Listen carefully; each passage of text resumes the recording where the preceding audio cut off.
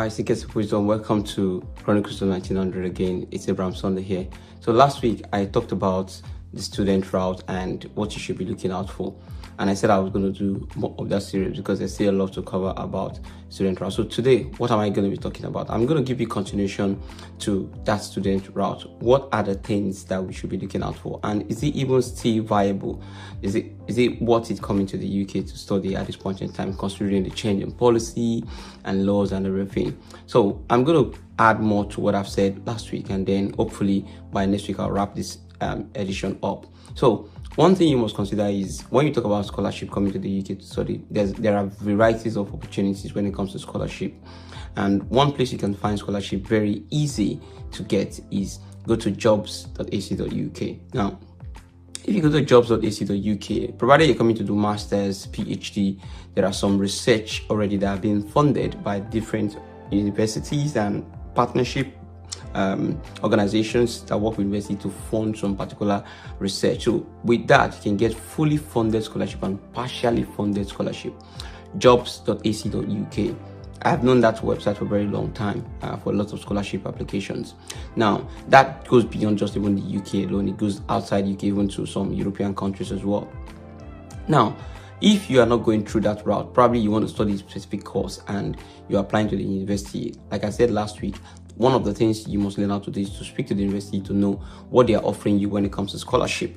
When they talk about scholarship, you talk about maybe they're giving vice chancellor scholarship, or maybe there's a particular region that you come from, like Commonwealth, like I explained last week, that you can get scholarship from. After you've gotten that and you've done verification of your offer letter and everything, then you can begin to prepare your way to come into the UK. But coming into the UK doesn't solve the problem. What do I mean by doesn't solve the problem? Coming into the UK as a student, you have a primary purpose to come and study and get out of the UK exactly at the time that you finish your course.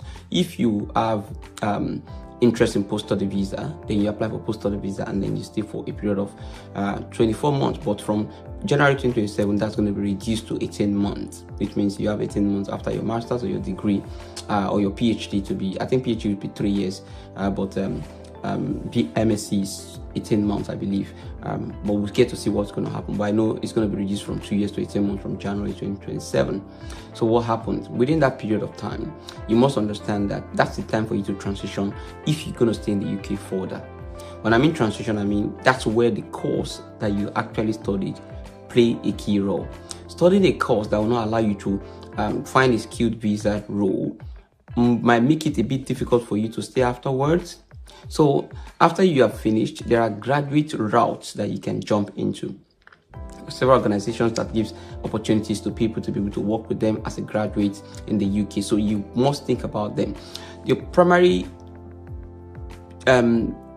strategy after study shouldn't be about just getting money. Shouldn't be just working to raise money. You should be working in the right place that you can have the opportunity to have scholarship or to have sponsorship rather after you have finished your course. Because once you finish your course and you start working and you start doing maybe a warehouse job, and after your 2 years or 18 months as it may be, they can't give you sponsorship because probably the role you're working as doesn't it's not part of what is eligible for sponsorship. So you must be thinking about, okay, after my study, if I'm going to be working, what organization should I be working in where I can get scholarship and sponsorship rather. I'm not sure why I'm saying scholarship, sponsorship, because now you have graduated. The good thing about it is that there's a pathway towards transitioning for you by doing that. Now, some of the courses that you can do that can give you opportunity for sponsorship after you've finished, they include like project management, IT consultancy, business analysis, Scrum Master, Delivery Manager, cybersecurity expert, but that one sometimes you need a bit of clearance to be able to handle data and stuff like that. But you can do things like HR manager, you can do things like HSC, you can do things like registered manager. If you study maybe MSc Public Health and you have like level 7 now, you can register to be a registered manager. Then that can give you sponsorship. So there are roles like that that can really help you to be able to get sponsorship after that 2 years. So you are not going through the back door of having to now transition into something you don't have experience in. So your course that you've done, maybe you've done MSc Project Management or MSc Public Health, and now you're finding yourself working as a registered manager for a home or you're working as an assistant register manager for a home for that 2 years. By the time you finish that 2 years, there's an opportunity for you to be able to transition, be a registered manager, and then get sponsorship.